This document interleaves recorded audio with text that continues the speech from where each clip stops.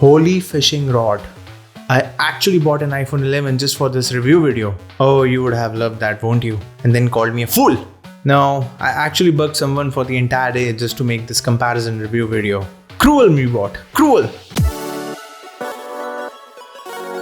Hey everyone, Mukul here, and today I'm gonna eat some apples, or maybe some apples are going to eat some Samsungs, or maybe some Samsungs are going to eat some apples. What? Well, on the Samsung Note 9 and the iPhone 11, there are 3 cameras in total on both the phones. Except for the ultra wide, which is on the iPhone 11, and the 2x optical zoom, which is on the Samsung Note 9. The other cameras are quite similar in their specifications. Now the Samsung Note 9 obviously has more features on it, but it is a year-old phone and the iPhone 11 just came out. So for a lot of people it might get confusing which one to get, seeing and weighing whether to go for more features and a more open platform which is Android, or just go for the latest iPhone 11 which is obviously a benchmark when it comes to camera performances. So let's see whether the Note 9 can still compete when it comes to the camera performance against the newly launched iPhone 11, or if it is a total dud and a failure and because it's an older phone. So let's begin with the day shots first. This first shot looks generally brighter, and when I zoom in, the iPhone 1 has more noise but details than Samsung. And now as I see these pictures, I think I should have blurred the number plates.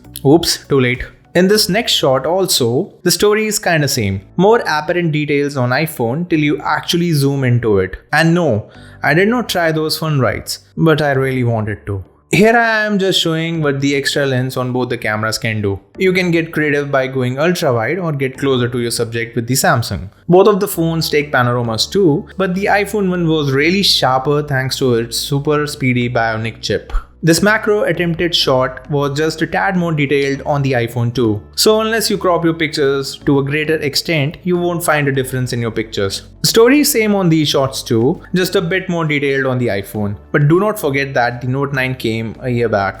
I tried taking this plant on portrait mode from the rear cameras and entirely different results from the same distance on both of them. The Samsung just crops the picture too much, but the results were quite fine on it. And this is what happens when you are a team of one and you have to take portrait shots from the rear camera alone. Your arm is your assistant and your tripod. Ah, you crappy Samsung live focus mode. I never liked you then and I don't like you now. The wider shot on the iPhone is really good and I love it. This is one mode where the iPhone 11 really excels. Playing with different apertures was fun too, like how the Samsung's live focus slider works, but the results here were kinda more satisfying.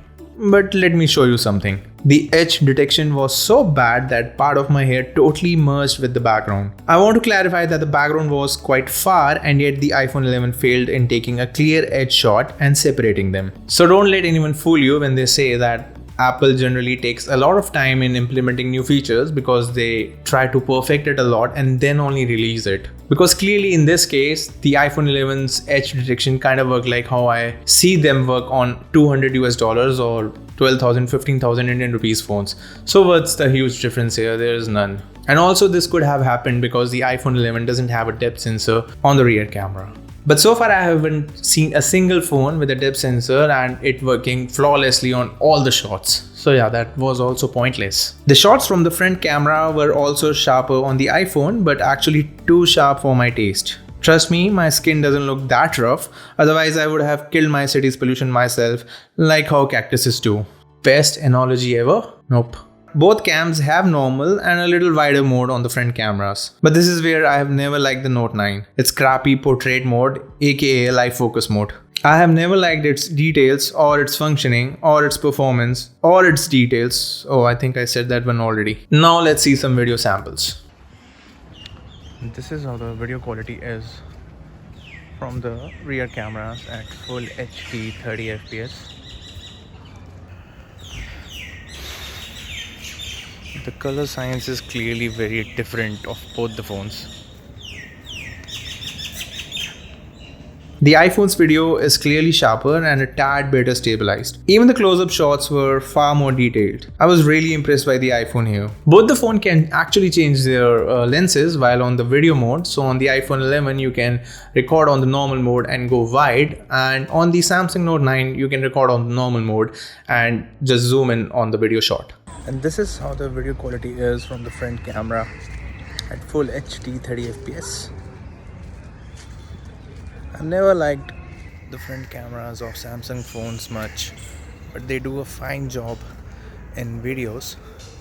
For the stills, I still don't prefer them.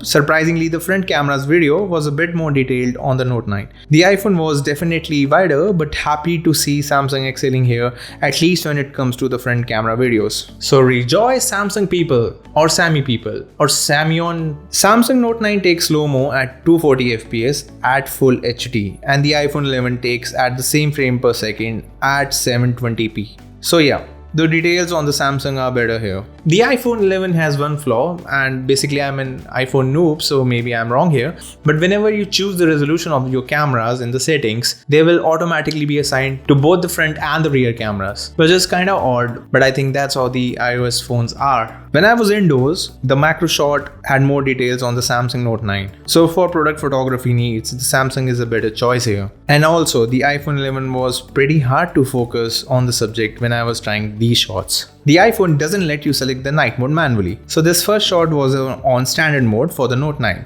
This area was extremely dim. So then I chose the night mode on the Note 9 and retook these shots. Well, both look good until I actually zoom in and see the picture of the iPhone is sharper. I would say that the faster processor and faster night mode processing helped the iPhone here. The Note 9 night mode was noticeably slower, hence it gets really hard to hold the phone for a longer duration without shaking it. Here also the iPhone was brighter and sharper, but in all these low light shots, I would say the Note 9 held pretty well and strong considering it is a year-old phone. How many more times would I say that? And this Samsung One UI has totally transformed how Samsung phone work right now. Their transitions and everything are so much smooth, and even after a year, my phone is not lagging at all, which was the general perception for most of the Samsung flagship phones. But where the Samsung naturally fails again is in its low light rear facing portrait mode. This shot actually reminds me of maybe the first picture which was ever taken on a camera phone, and it was actually that bad. So I will never be sure what is Samsung trying to achieve here with the live focus mode. They could easily remove it if they want, as it is totally useless in my opinion. The standard front facing shots were still better than what it did on rear live focus mode. But interesting to see here how both the companies process their pictures. I look like a muffled ghost on the Note 9 shot and like a noisy ghost on iPhone 11.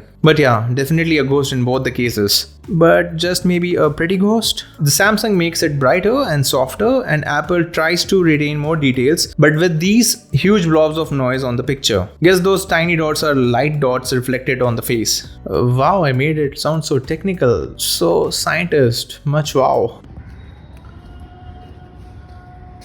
It's quite dark right now, and this is how the video quality is from both the phones at full HD 30 fps.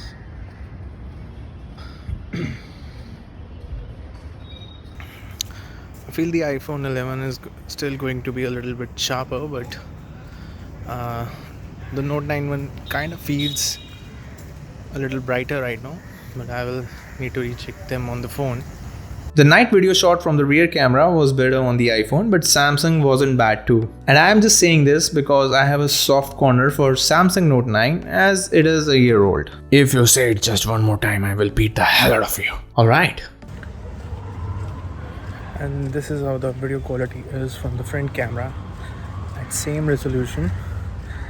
It's evening right now, so I look worn out after my office hours.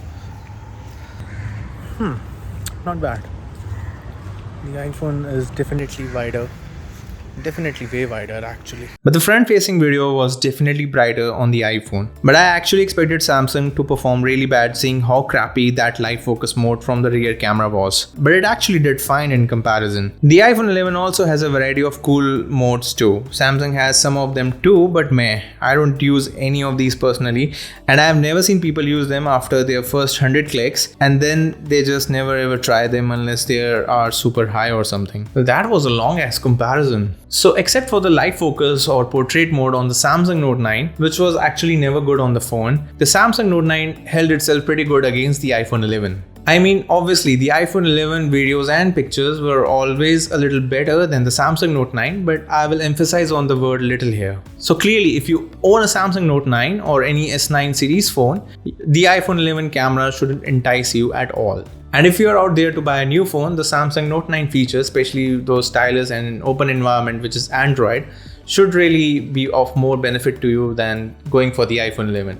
But if you are already in the Apple ecosystem, then why the hell are you watching this video? And also, if you buy the Note 9, you will end up paying less than the iPhone 11. Because in India, definitely it is way cheaper than the iPhone 11. And also in UK, it's somewhere around 100 to 150 pounds less than the iPhone 11. And in US also, it is somewhere around $50 to $60 less, or maybe even more. But if you want to produce professional videos from your phone, then just go out and buy a camera, damn it. Phones are not supposed to go totally professional at this stage. Maybe in some years, but not yet. So many users won't be able to notice a difference in the pictures and videos, especially on all the social media platforms, because they anyway optimize the image and video to an extent where they'll anyway look crappy. You can support my efforts on this video by hitting that like button and subscribe for more relevant content. I will also post some affiliate links of these phones in my description, so you can also buy from there if you would like to. And that's all for today. Mewbot out.